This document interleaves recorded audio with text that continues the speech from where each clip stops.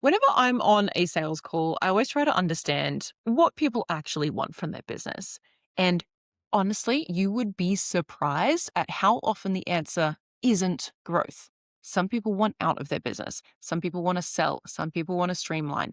Some people don't necessarily want, more revenue. They want more profit.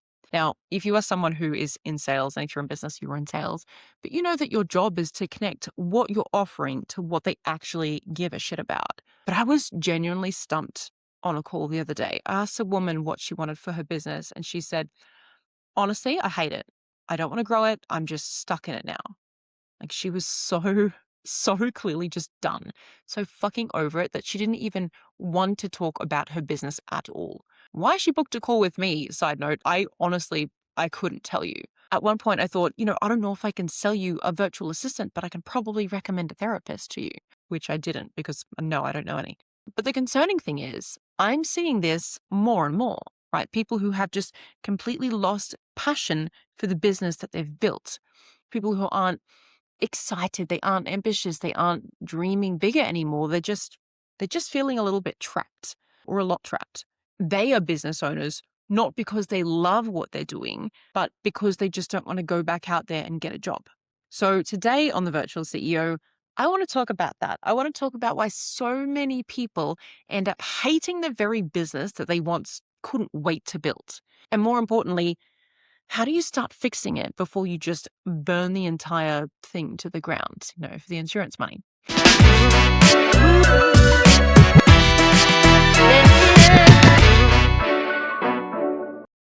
So let's start with a little bit of a diagnosis, shall we? You tell me if this sounds like you.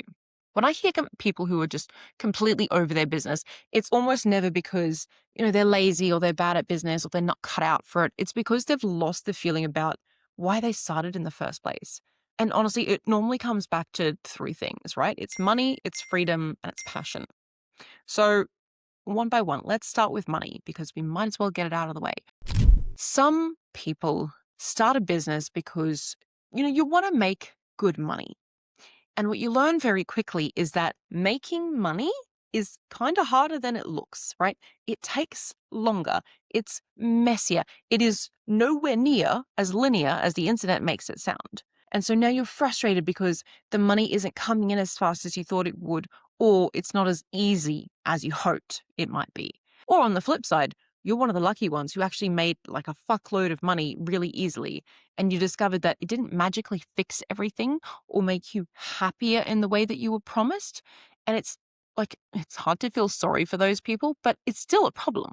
Because when money was the main driver and it either disappoints you or it fails to deliver the emotional payoff that you were expecting, the whole thing just starts to feel a little bit hollow, right?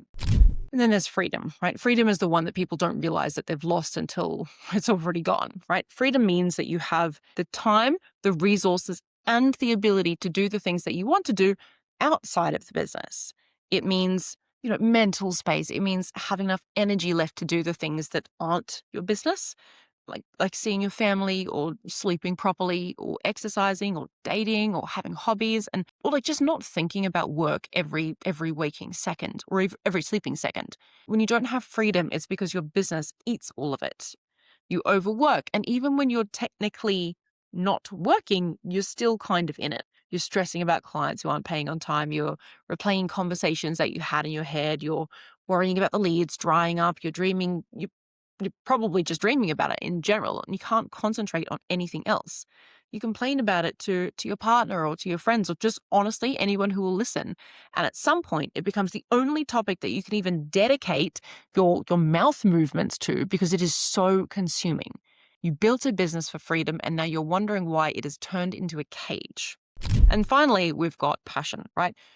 These are the people who maybe heard one too many times growing up that, that old saying, if you love what you do, you'll never work a day in your life, which is honestly something I heard so much. And it's one of the most misleading sentences ever created.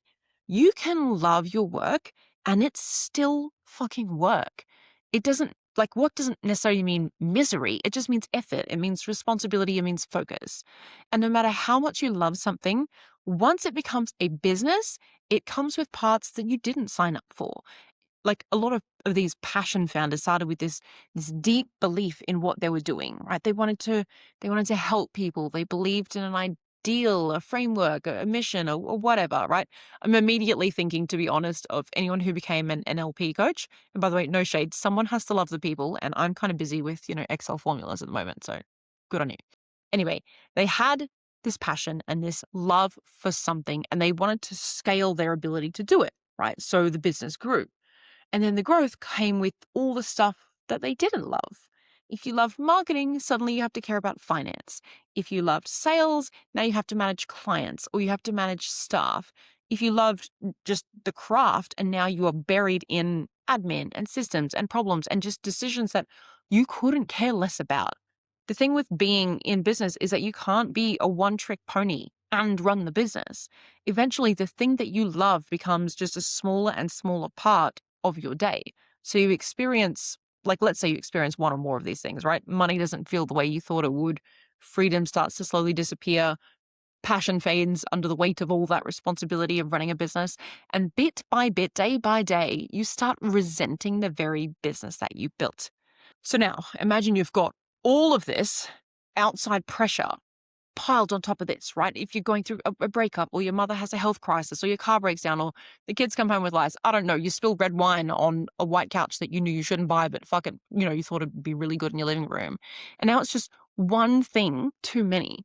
And you think the only option is to chuck the whole business in the bin and run into the forest and live off berries and perform fortune telling for the odd traveler who passes by your hut, right? That part might just be me. But you all have your own version of the forest berry clairvoyant that you're just keeping in your back pocket. So if you relate to any of this, if you feel like running away, I beg you to try just a couple of these steps first. And only after you have tried all of these steps are you allowed to write into me and tell me that it didn't work, okay? Step 1, leave work at 4 or 5 every day without exception. Promise you the work will still be there tomorrow. Unless, right, like you're saving lives or something. If you're in the life-saving business, by the way, go listen to a different podcast because my shit is not for you.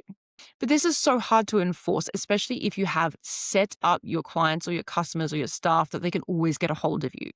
So you're going to have to grow a backbone to do this, right? Having a backbone is uncomfortable, but it is not as uncomfortable as not having one. And I don't care if you are a people pleaser. I don't care if you have convinced yourself that you can't do this because of reason, excuse, justification, right? If you want to enjoy your life again, do this. And if you do this, you know what you get? You get a life outside of work. You get to learn to enjoy other things. You can look after yourself. You can become, honestly, just more pleasant to sit next to at dinner parties. Or you get to go to dinner parties. It also means that going into work miserable and uninspired every single day. In fact, if someone has sent this podcast to you, sorry, but maybe this is you, right? Like whatever, I'm just delivering a message. Step 2, hire an EA or someone to do all of the jobs that you hate doing in your business. Be mindful that you are not outsourcing being a CEO while keeping the title of CEO.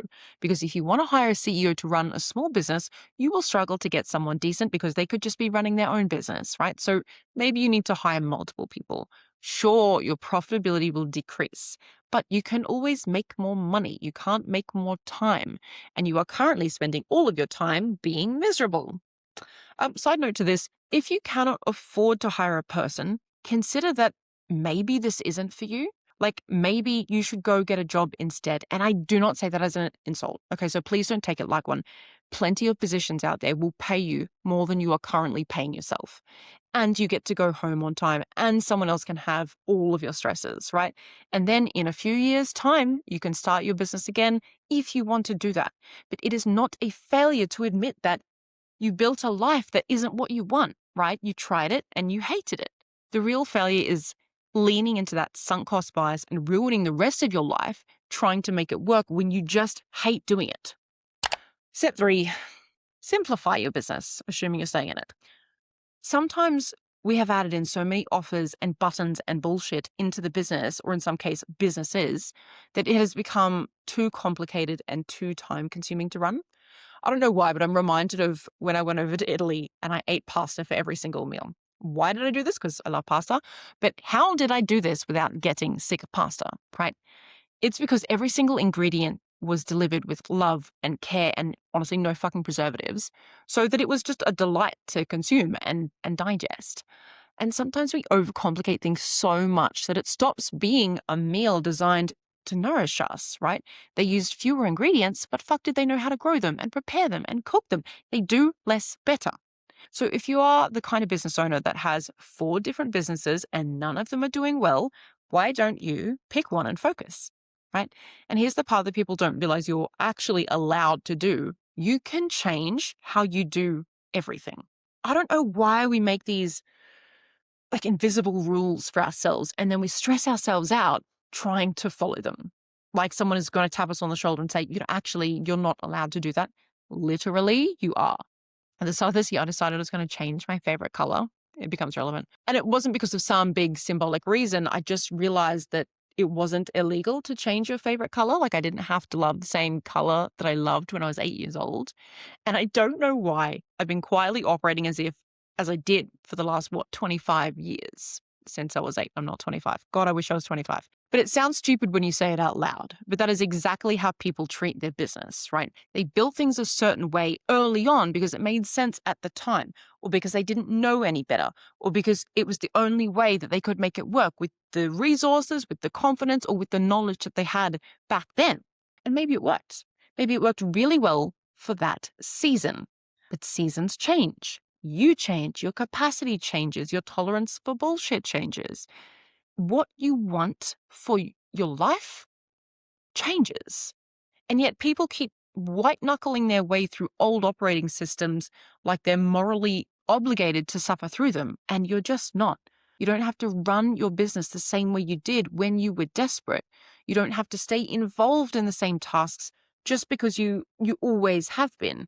And you don't need to keep saying yes to the same clients or the same offers or hours or expectations if they no longer fit the person that you want to be, or the version of you who built this business was solving a different problem. And if you're still running everything as if that version of you is in charge, look, of course you're going to be resentful. Of course you're going to be exhausted. Of course you're going to hate it. That doesn't mean that you failed. It means that you have outgrown the way that you have been doing things, and you just haven't updated the rule book yet. So if you are sitting here thinking, I hate this business, maybe the truth is simpler than that, right? Maybe you don't hate the business. Maybe you hate running it like a past version of yourself is still in charge. You are allowed to change the rules. You were always allowed to change the rules. Let's leave it there, shall we? Thank you for tuning in to the Virtual CEO. Maybe today you learned something about business. Maybe you're about to go and change your favorite color because I gave you permission. And honestly, I'm a bit of a trendsetter like that. Just ask me. Either way, give us a thumbs up, send this to someone who you want to insult for their own benefit, and I will catch you next week.